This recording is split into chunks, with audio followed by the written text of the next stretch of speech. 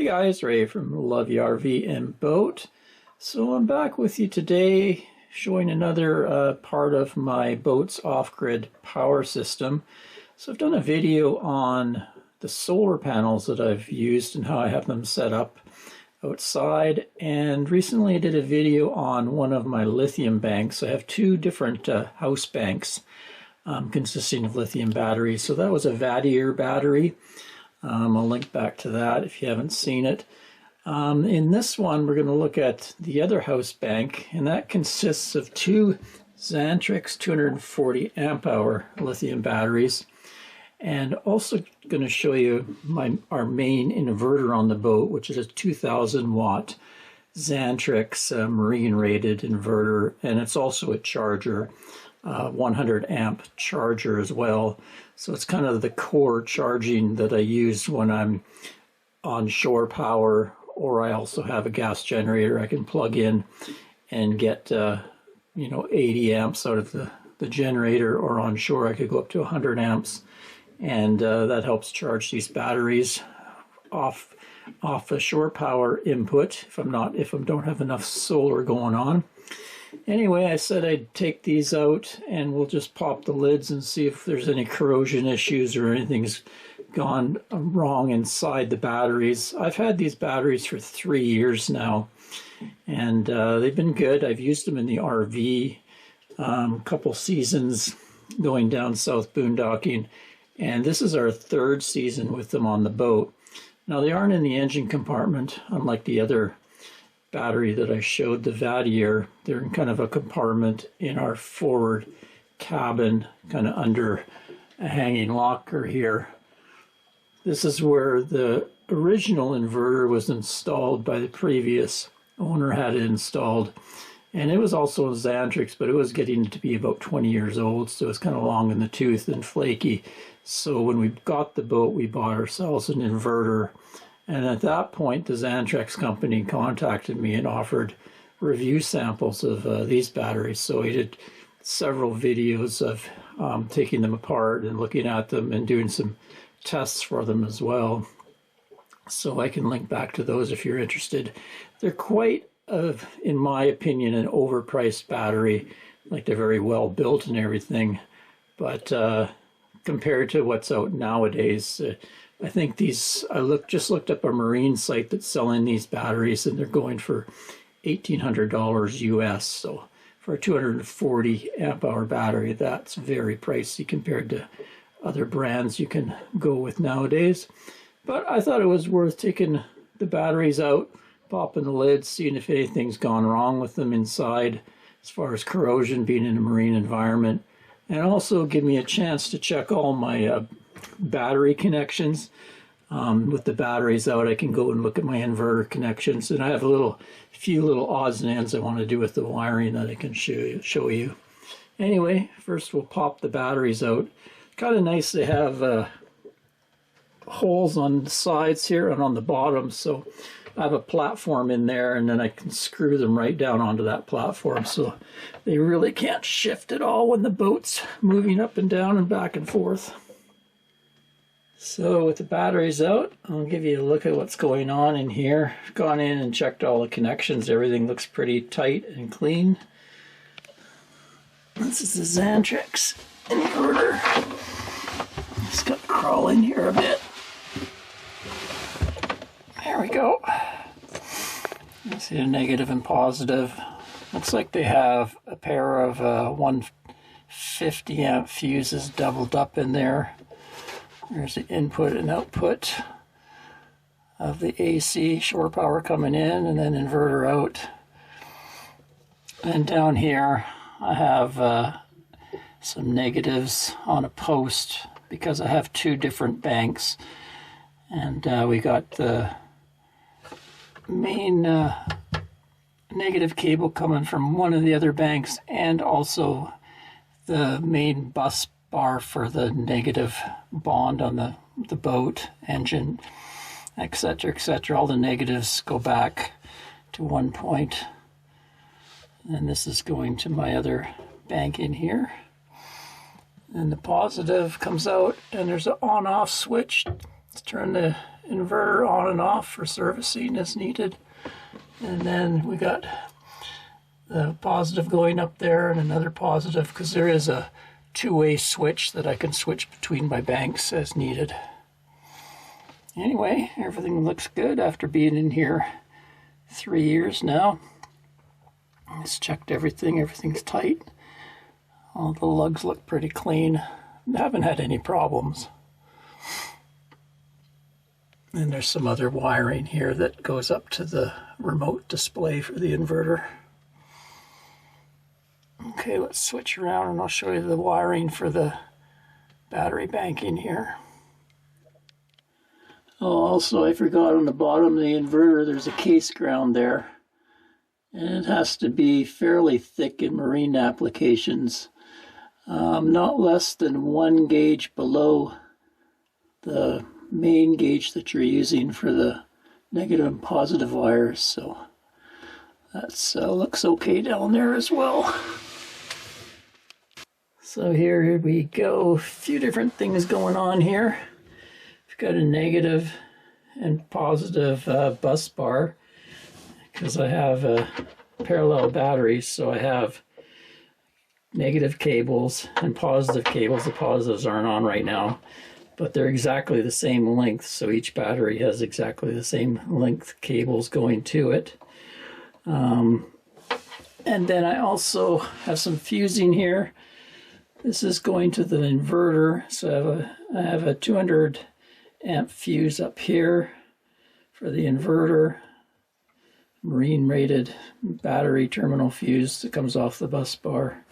And also down here is a fuse. This yellow wire is going to my windlass. That's the wire they were actually using. I just reused it. I changed the windlass power a little bit different. So I'm running the windlass off this lithium bank here. It gives a nice, pretty high voltage. Windlass motor works quite well. In the old days, it was running off of the starter batteries, the AGM, but I had quite a big long run to them, so you get some voltage sag. So I find the windlass runs really nice off these. So I try to keep these fairly well charged when we're at anchor. So when I do pull up the anchor with the windlass, everything works properly. Also coming off of that fuse is the solar input. So it's coming through here. I have 2 different solar chargers that come through here, and this is a 100 amp breaker, just as safety for the wiring. Also allows me to turn off this switch, because I've kind of got another switch at the other battery bank. So what I can do is between the 2 switches, I can put all my solar power into this bank, or I can put all my solar power into the other bank, just by switching some switches around. Or I can actually share one controller is going to one bank, kind of like a 3-way switch in there. But I'll show you that at a later date when I go through my solar power controller system. Anyway, one other thing I have is a battery monitor. The batteries themselves have internal Bluetooth monitoring, but I don't find it's that great. I find it's a little flaky, not very accurate. So I like to have, also you have to look at the app. So I have a Xantrex battery monitor system. So that's the little controller there. And then this is the big shunt for it. So that's what that wiring is about. And then also it has a temperature sensor, so I can, at a quick glance to the display, I'll show you in a second, I can see all the amperage and voltage and capacity left, wattage, and also temperature in here. So that's kind of nice. So everything looks good. Nothing was corroded or anything. Actually, nothing was too loose. Everything's been working well, but it was nice to get the batteries out here and clean things up here, dust, and just have a look at everything. Okay, I've checked that one, looks good. Just checking this second one. Everything looks really good in there. I don't know if you can see, but way down at the bottom there they have a Class T fuse, which is nice. It means I don't have to fuse the terminal because it's already fused down there. And it's a Class T, so it provides great protection.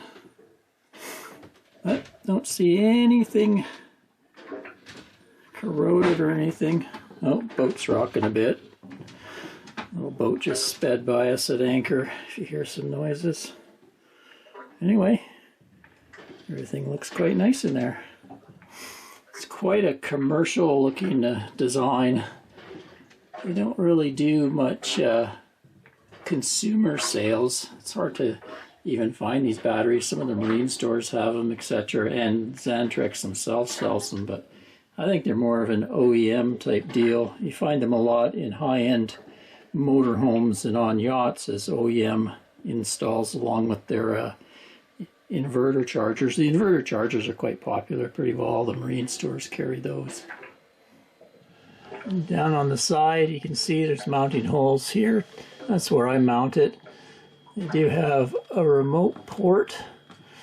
Not exactly sure what would plug into there. It must talk to stuff in some applications. And then they have nice handles. They're pretty heavy batteries, but you have a handle on each side to move them around.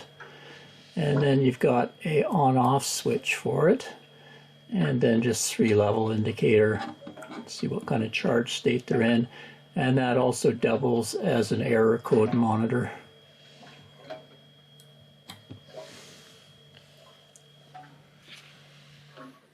Okay, battery's back in place. Let's give you a look at the hookup with all the covers on. There we go. So we got covers on the bus bars, covers on the terminals, and a cover on the battery monitor shunt over there. Not much really gets in here to disturb anything. There's a couple doors to this cabinet that can close. I usually keep one open just for inverter ventilation where the fans come out. But really, all these walls are solid. They don't move at all, so no worries there. As long as all the connections stay tight, everything works well. Let's have a look at the app. Okay, here's that Junk Tech battery monitor. Nice name, eh? Anyway, it gives me the voltage of the batteries. Current coming in right now, solar power is putting in 23 amps. Quite a cloudy day. And then it's actually showing 100% right now. Basically because I had these batteries turned right off. I wasn't using any energy out of them. But I think their BMS and their little indicator lights use a tiny amount of energy. So if I'm not putting any charge on that bank, there'd be a little bit of difference. Like it says 100% right now. Their app is like 97%. Anyway, I know that. But every once in a while they get charged to 100% and everything resets. It's also got a wattage reading in there. So it's just sort of a thing so I can get a quick glance, see what's going on. And then the Xantrex inverter has its own display here, and this is also a Bluetooth, so I don't really look at it too much, but I can also do a quick glance. It's showing 12.9 volts because it's actually being fed by my other lithium bank, which is pretty run down right now because we've been at anchor for a while. Anyway, let's give you a look at the app. Okay, so this is called the Xantrex app. Boot it up, and we should see the batteries in there. Battery. We can connect to one of those.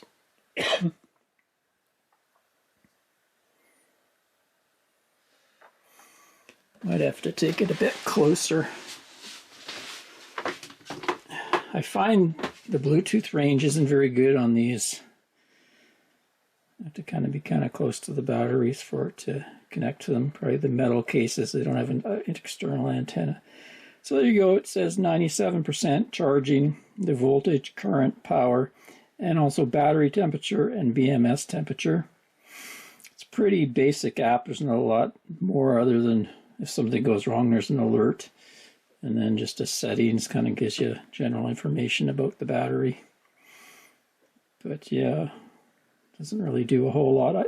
It'd be nice if it actually had each cell showing on here so you could see how well balanced they are, but it doesn't. Just go to the other one.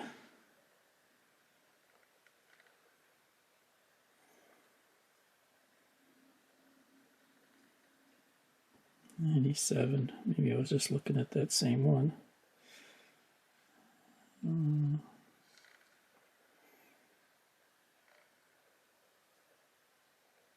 96.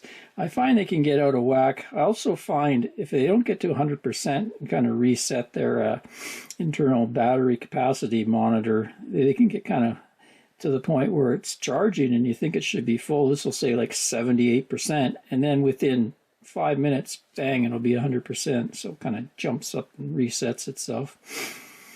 I sort of don't really totally trust this indicator. These batteries were kind of first generation of this particular battery, so they've probably corrected stuff in firmware updates. I had one of the early models. It also picks up some other devices, this same app. There's the inverter charger. Inverter charger has its own app that's a lot better to use, a lot more options to it, but this thing does eventually populate what's going on in there.